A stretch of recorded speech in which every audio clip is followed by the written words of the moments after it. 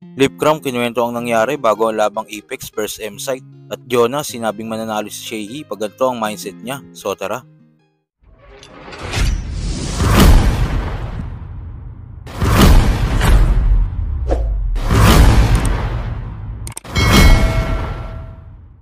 Palapit na nga na palapit ang semifinals ng Matirang Mayaman kung saan maghaharap sa main event sina Shehi at Sixth Threat.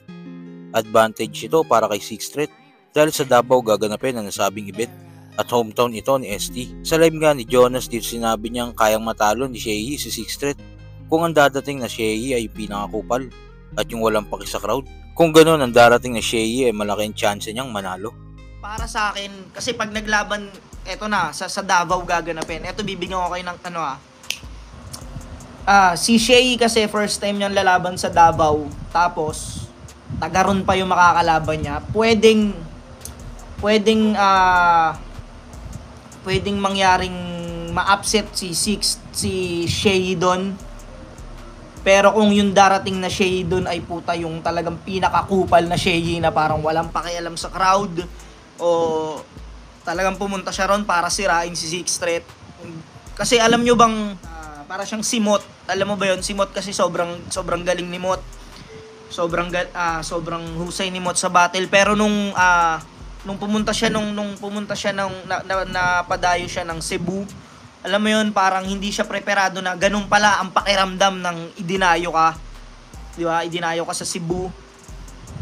Akala niya siguro ganun kalakas yung impact sa Cebu nung sulat niya, pero pagdating doon sobrang lakas ni J-Block nung gabi na yon, kaya hindi natin talaga na sa sulat malakas si Mot doon, pero sa performance pwedeng mangyari kay Shehi yon kung hindi siya ganun ka, hindi siya ganun ka 100%, pero kung 100% si Shehi, puta, papalagat pwede siyang manalo kay Sixth Threat.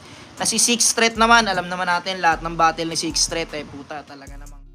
Sa kabilang balita naman, naging mainit nga ang usapin noon sa pagitan ni Apex at Lipcram dahil sa umano na hindi natuloy nilang laban sa sunugan at maraming issue ang nangyari.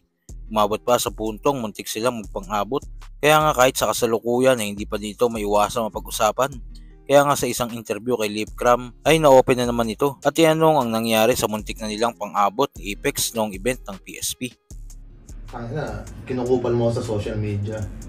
Panindigan mo sa totoong buhay. Oo, diba? Kukupalin mo ako, kawe kita sa social media. Diba? Sa akin kasi, gusto ko hanggang panindigan mo yun. Yung ginagawa mo sa social media, panindigan mo. Sa personal. Oo, kaya panindigan yun. Yun talaga ang pakay ko dun. Sabi ko kay M-Site nun, bago sila maglaban, sabi ko, yaw, pag binadibag mo yan, kawawa sa akin yan sa pang-aasar. Personal ko ang asarin yan.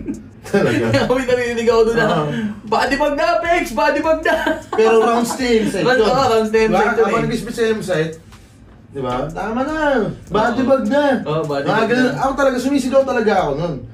Kasi nga, gusto ko talaga siyang matrigger, matriggered siya na, kasi nga, ayoko kasi yung shit mo sa akin, social media lang. Tapos pagdating dun, gusto mo magtropa tayo? Hindi, yun nga si yung problema sa iba. Kala nila nadadaan lang diba? Sa social media. Hindi. Kaya nangyari nun, bodybag siya. Pagkababa niya, siguro yun yung pinakamali ko. Hindi nga siya hindi nga siya nag-trigger sa ginagawa ko Gumawa pa ako ng ibang actions para yun na yung binibidyoan mo siya. Ano nga yung pagkakasabi mo? Sabi ko sa sa video, tanga na, gago G, solid. Nalakas mo pa rin doon. Ganun yata kayo sa kanya nun. Hindi kasi nandun kami nun sa gilid ka namin. Ako, si OG. Hindi, magkakatabi si Tony Pao, nandun din sa baba. Hindi, si Ninong. Hindi ko napansin si Ninong Siguro. Hindi, nandun kami. Nasa speaker tayo Nasa likod ka na namin. Kami yung nasa speaker, nagiinom kami dun. Hindi, kasi lumayo na ako. Tapos yung siya, G, gago solid pa rin. Parang kusang palo ko na yun Kasi nga, pakay ko na siya. Na, mo ginaganto mo ko sa software. Pero hindi ko naman pinalam sa inyo, hindi nyo naman alam. Pero hindi ba dahil lalasing ka na nun o talagang... Hindi, pakay ka na talaga yun. Plaka mo na talaga, pagdating mo pa lang. Wala naman akong timbre sa inyo nun yun. Pagtitripan ko to. Hindi, wala naman akong Akala ko diba? dahil sa dami nung nainom natin kasi di ba sobrang dami ko. Hindi, ayun dami talaga natin sabi ko. Ayun talaga yung kinikim-kim ko sa kanya. Na, tangina, wala akong pakialam. Wala naman kayong alam eh, di ba? Nagulat na lang kayo na, putang ina, gago to si Lip. Ayun talaga yung pinakago ko. G, solid. Ganun, solid gagi, solid mo pa rin doon, lakas mo doon. Nagigil na mo ako. Sabi sa akin, Kupal ka gago. sabi sa akin, Apex, so, tangin mo, kupal ka. Tangin mo, kupal ka, gago, pakyo ka. Gagawin ako sa video. Doon na, sabi ko, eto na Ayun yun. na yung sinundan mo siya, yung gandun sa Tapos sabi ko sa kanya, ang sabi mo? Sabi ko sa kanya, doon tayo sa labas. Kaya pagpasok doon sa ano, sa parang, ang tawag doon sa basketball, dugout, di ba? Pagpasok doon ako pumasok. Pagpasok ko doon, nilapag ko na yung ala ko. Ano, Pex? Ganun agad yung entrada ko sa kanya. Tapos, pagkalingon niya, niyakap siya ni Basya. Sabi ba sa akin ni Pex nun, hindi naman kita inaano.